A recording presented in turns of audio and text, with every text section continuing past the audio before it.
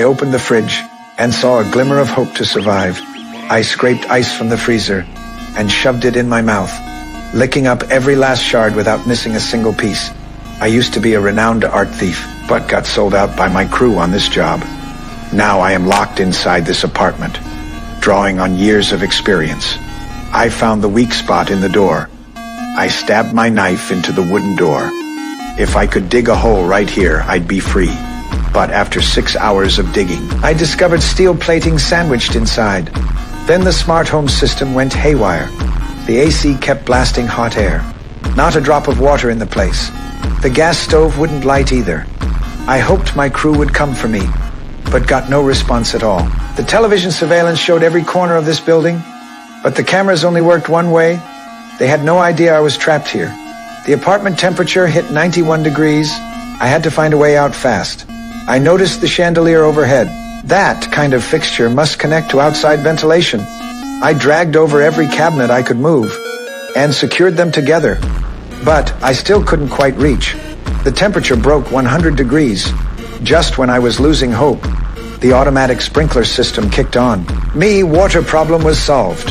After drinking my fill, I gathered all the bed frames and chairs I could find and quickly built a ladder.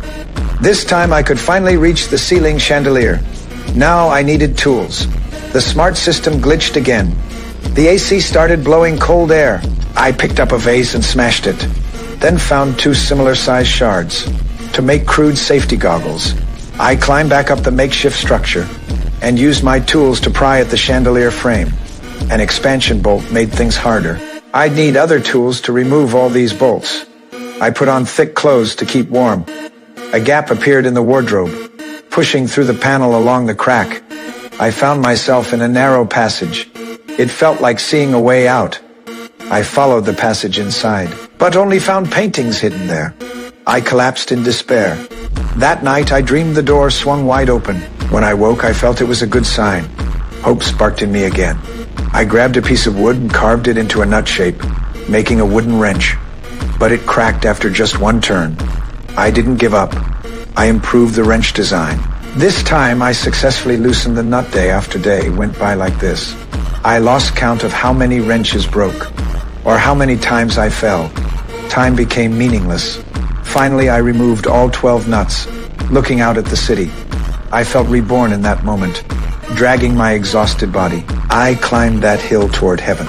I left without taking any artwork, leaving only a masterpiece for the owner.